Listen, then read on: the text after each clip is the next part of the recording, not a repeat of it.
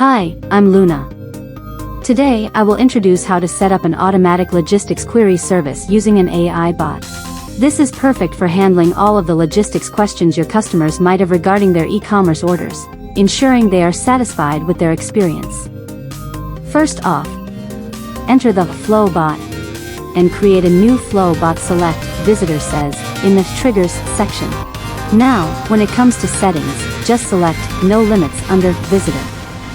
Next up, dive into Logistics Issues and pick out the triggers for your logistics queries.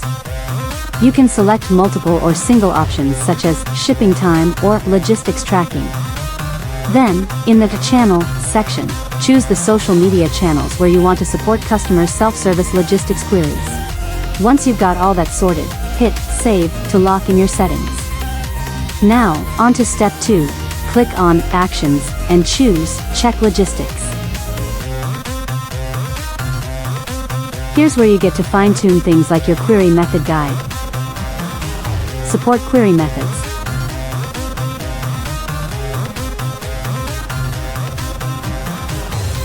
and order results.